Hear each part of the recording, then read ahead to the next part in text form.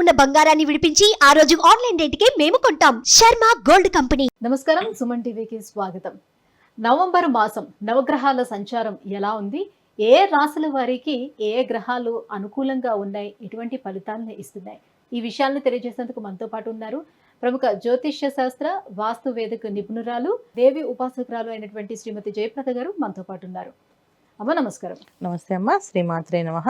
అమ్మ, ద్వాదశ రాశుల గురించి తెలుసుకునే ముందు మొదటగా అసలు ఏ రాశుల్లో ఏ గ్రహాలు ఉన్నాయి, ఎటువంటి ఫలితాన్ని అందిస్తున్నాయో తెలియజేయండి. సో ద్వాదశ రాశి ఫలాల్లో ఈ మాసం కాస్త అందరికీ అనుకూలంగా ఉంది అన్నట్టు అనుకోవాలి తప్ప కాస్త ప్రతికూలంగా కనిపిస్తాయి అన్ని రాశులకి.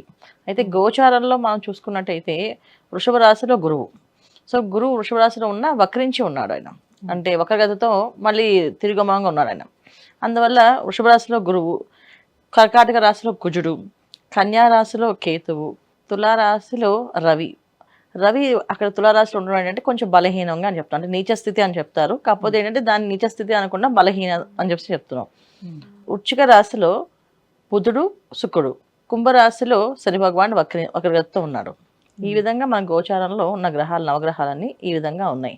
సో ఈ విధంగా ఉండడం వల్ల ఏంటి అంటే కాస్త కొన్ని రాశులకి కాస్త ప్రతికూలంగా కనిపిస్తుంది, కొన్ని రాశులకి అనుకూలంగా ఉంది.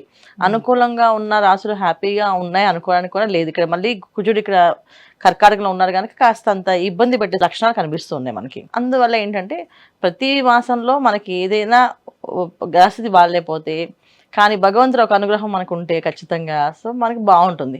సో ఈ మాసంలో ఏంటంటే కార్తీక మాసం ప్రారంభం. సో చక్కగా నవంబర్ మాసంలో ఎవరికి ఏది బాగున్నా బాగాలేకపోయినా ఈ కార్తీక మాసంలో చక్కగా వీళ్ళు శివాలయానికి వెళ్ళడం, దీపారాధన చేయడం, ఎంత కొంత కాస్తంత దానం ధర్మం ఏదో ఒకటి చేస్తూ ఉంటే ఖచ్చితంగా మంచి ఫలితాలు, సత్ఫలితాలు వచ్చే అవకాశం ఎక్కువగా ఉంటుంది. కానీ భగవంతుడు నామస్మరణ చేసుకుంటూ మంచి ఫలితాలు అందుకునే అవకాశం ఎక్కువగా ఉంటుంది. సో భగవంతుడు ఎప్పుడు మనకి ఇచ్చిన వరం ఏంటంటే ప్రతి మాసం ఒక్కొక్క, గత మాసంలో అమ్మవారి నవరాత్రులు, ఈ మాసంలో కార్తీక మాసం.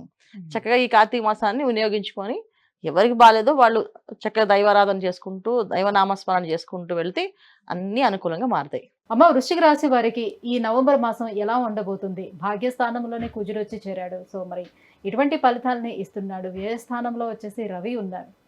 సో ఎటువంటి పరిస్థితులను వీళ్ళు ఎదుర్కోవాల్సిన అవసరం ఉంటుంది?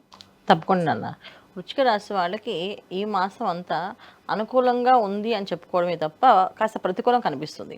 అయితే ఎటువంటి ప్రతికూలం కనిపిస్తుంది అంటే ఇప్పుడు వీళ్ళు చేసిన పనులు ఏవైతే ఉన్నాయో అవి కాకుండా గతంలో ఎప్పుడో చేసిన ఏవైతే పనులు, ఏదైనా సాయం చేసినా, ఏదైనా ఒక మిస్టేక్ చేసినా అవి ఇప్పుడు ఈ మాసంలో కాస్త శిక్షింపబడే విధంగా మారుతాయి. అంటే పొరపాటు ఎవరికైనా సాయం చేద్దామని ఒక సైన్స్ పెట్టినా, షూటీస్ పెట్టినా అవి వాళ్ళ కట్టగా అది వీళ్ళ మీదకి రావడం కానీ, వీళ్ళకి కట్టమని చెప్పడం కానీ, ఒకవేళ వీళ్ళకి కట్టమని చెప్పి ఒత్తిడి చేయడం కానీ జరిగే అవకాశం ఈ మాసంలో వృశ్చిక రాశి వాళ్ళకి ఉన్నాయి. సో వ్యాపార రంగంలో ఉండే వాళ్ళకి, ఉద్యోగస్తులకి కాస్తంత ప్రతికూలంగా కనిపిస్తుంది. అంటే కంఫర్ట్గా లేకపోవడము, ఇబ్బంది పడ్డము. ఎందుకంటే ఇక్కడ కుజుడు రవి ఒకటే కాదు, కుజుడు శని భగవాన్ చూడడం, కుజశనులు ఇద్దరు వీక్షణ ఉండడం వల్ల కాస్తంత ఈయనకేమో తొందరగా పని చేయించుకునే ఉంటుంది. కానీ అక్కడ శని భగవాన్ ఎప్పుడైతే చూడడం మొదలైందో అక్కడ పని ఆలస్యం, ఆటంకాలు, అడ్డంకులు, విసుగు, చికాకు తెప్పించేస్తాయి. సో దానివల్ల వృశ్చిక రాశి వాళ్ళు జనరల్గానే వాళ్ళకి ఉండే తత్వం ఏంటి, ఆ పని ఆ క్షణం అయిపోవాలి అనుకునేవాళ్ళు. సో అవ్వలేదు అంటే అసలు వాళ్ళు ఏవంటే అవి మాట్లాడుతుంటారా, అలా మాట్లాడడం వల్ల ఈ మాసంలో వీళ్ళకి కాస్తంత ఇబ్బంది పడే, అంటే స్వయంకృత అపరాధాలు అంటారు కదా ఇవన్నీ, అది వాళ్ళు సొంతంగా వాళ్ళు చేసుకునేవే ఉంటాయి కష్టాలు. సో ఎవరైతే మౌనంగా ఉండి మన పని మనం చేసుకుంటూ వెళ్దామని ప్రయత్నం చేస్తారో వాళ్ళకి కాస్త అనుకూలంగా ఉంటుంది. కాస్త గట్టిగా మాట్లాడి పని ఎలాగైతే సాధించుకోవాలనుకునే వాళ్ళు ఉన్నారో, అంటే వ్యతిరేకమైన స్వభావాలు, వ్యతిరేకమైన ఫలితాలు వస్తున్నాయి. ఏ రంగాల్లో ఉన్న వాళ్ళకైనా సరే ఇది వర్తిస్తుంది వృశ్చిక రాశి వారికి. మొత్తం విద్యార్థులకైనా అర్ధాష్టమ శని ఉందని చాలా మంది భయపడతా ఉన్నారు వృశ్చిక రాశి వారు. అర్ధాష్టమ శని ఉంది, ఎటువంటి సపోర్ట్ ఇస్తున్నాడు వీళ్ళకి? గురువు కంటే కూడా అర్ధాష్టమ శని ప్లస్ 9th హౌస్ ఉన్న కుజుడు, అంటే తండ్రి తరఫు సంబంధించిన విషయాల్లో కానీ, పూర్వం ఎప్పుడో చేసిన పనుల వల్ల కానీ ఈ మాసంలో వీళ్ళు శిక్షింపబడతారు. అది గురువు అక్కడ వక్రించి ఉండడం వల్ల ఏంటంటే కాస్తంత ప్రతికూలంగా కనిపిస్తుంది. ఏ విషయమైనా ఈ ఉద్యోగంలో వాళ్ళకి కాదు, వ్యాపారస్తులని కాదు, అన్ని రంగాల్లో వాళ్ళకి కూడా ఇది వ్యతిరేక స్వభావం కనిపిస్తుంది. ఇప్పుడు మీడియా రంగంలో పనిచేసే వాళ్ళకైనా, వ్యాపారస్తులకైనా, చిన్న వ్యాపారం చేసే వాళ్ళకైనా కాస్తంత ఇబ్బంది. ఎటువంటి ఇబ్బంది వస్తుంటే ఏదో ఆ రోడ్డు మీద వెళ్ళిపోయి గాలివాన పడిన రాయి వచ్చి వీళ్ళు షాపింగ్ పడడం, అది పేలడం అనేది జరిగినట్టు ఉంటుంది పరిస్థితి. చిన్న పని చేసినా సరే అది పెద్దగా ఇబ్బంది పెట్టే లక్షణాలు ఎక్కువగా కనిపిస్తున్నాయి. సో అందుకని ఏంటంటే ఈ వృశ్చిక రాశి వాళ్ళు ఈ మాసం చాలా చక్కగా మౌనంగా ఉండడము, దైవ ప్రార్థన చేసుకోవడము. అదే వృశ్చిక రాశి వాళ్ళు జనరల్గా నామస్మరణ చేయడము, దైవారాధన చేయడం అనేది తక్కువగా ఉంటుంది. కాస్త ఎక్కువగా ఈ మాసం ఎక్కువ చేయడం.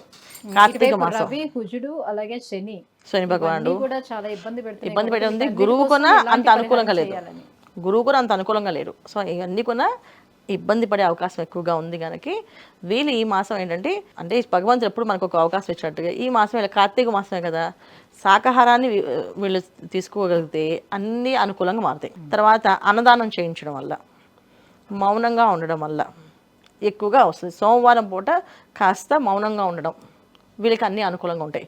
లేదు మౌనంగా అంత రోజంతా ఉండలేమంటే ఒక గంట సేపు సోమవారం పొద్దున్న 6 నుంచి 7 వరకు మౌనంగా ఉండి ఏదో ఒక జపం చేసుకుంటూ ఇష్టమైన జపాన్ని, ఇష్టమైన మంత్రాన్ని చేసుకుంటూ ఉండడం వల్ల అన్ని పనులు అనుకూలంగా మారే అవకాశం ఉంది. కార్తీక సోమవారం, కార్తీక మాసం చాలా విశేషమైన ఫలితాలు వస్తాయి. ఈ విధంగా చేసుకుంటూ వెళ్తే అన్ని అనుకూలంగా మారే అవకాశం ఎప్పుడు ఉంటుంది వీళ్ళకి. అమ్మ, వృశ్చిక రాశి వారు నవగ్రహాల అనుకూలత కోసం ఎటువంటి పరిహారాన్ని పాటించాలనే విషయం తెలియజేసినందుకు ధన్యవాదాలు. నమస్తే అమ్మ. శ్రీమాత్రే నమః.